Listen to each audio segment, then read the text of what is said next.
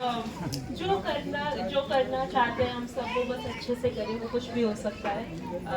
क्या करना चाहते हैं वो तो माध्यम है, मेन एम है अच्छा काम करना। तो आप जो भी जिस भी विषय में, जिस भी फील्ड में हम सब जाना चाहते हैं, बस हम पूरी निष्ठा से, पूरे मेहनत से काम करें, वही इम्पोर्टेंट है। बाकी सब ऊपर वाला देख लेगा, तो भगवान भी देख लेंगे बाकी सब। तो बस इसी, आप सबका बहुत बहुत धन्यवाद अपना समय निकाल कर आने के लिए, और आशा करते हैं कि फिर से मुलाकात होगी जल्दी ही।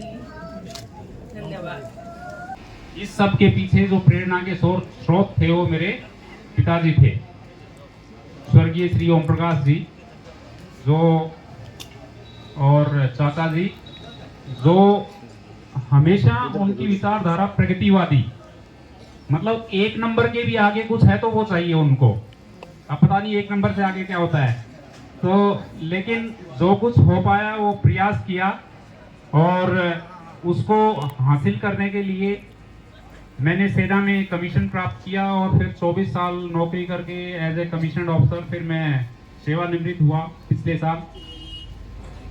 तो मेरे को याद है पिताजी हमारे साथ 15 साल रहे, तो अखबार पढ़ते थे। अखबार में जब भी ऐसी कोई सूचना होती कि जिसको काट कर वो बच्चों को दिखा सकें और उससे वो उत्साहित हो सकें, तो इतनी सारी कटिंग कर करके, मतलब उन्होंने कोई जो है सैकड़ों कटिंग करके, और फिर अदिति अरुषि जब अध्ययन करके अपने कॉलेज से घर में आती तो वो पर्ची पकड़ाते। तो बच्चे मतलब ज्यादा तो वो नहीं बोलते थे, लेकिन इन सब चीजों से मेरा कहने का तात्पर्य ये है कि एक माहौल बनाने से, एक विचारधारा बनाने से फिर कर्म का संकल्प जगता है, कुछ करने की फिर इच्छा होती है, और कर्म से फिर मैं ये मानता हूँ सिद्धि प्राप्त होती है। तो वो प्रेरणा के स्रोत थे, तो उनको याद करना मेरा सौभाग्य है और मेरा कर्तव्य भी है। और चाचा जी, हमारी माताएं दोनों, छोटी माँ बड़ी माँ, अपने अपने तरीके से मतलब उत्साहवर्धन का हमेशा उनकी तरफ से प्रयास रहा है। अब इतना सब होने के बाद अब अदिति जो है आशीर्वाद से लोडेड है 100%। तो ये 100% लोडिंग जो है, ये मतलब उतनी ही ज्यादा जिम्मेवारियां आपको देती है। तो आपको अपने कार्य में निष्ठा से, ईमानदारी से, मेहनत से, और आप पब्लिक सर्वेंट हैं, राजा नहीं है। तो कभी भी ये सोच लेना कि मैं तो, मेरे को कुछ विशेष प्राप्त हो गया, वो शायद अहंकार और अहिंसा होगी। तो अपने आप को हमेशा, बिकॉज आपका जो सर्विस है उसका प्रकृति यही है कि आपको जो है लोगों के बीच रहना है, उनको सुनना है, उनकी क्या समस्याएं हैं, उनको आप, उनका क्या समाधान मतलब आप निकाल सकते हो।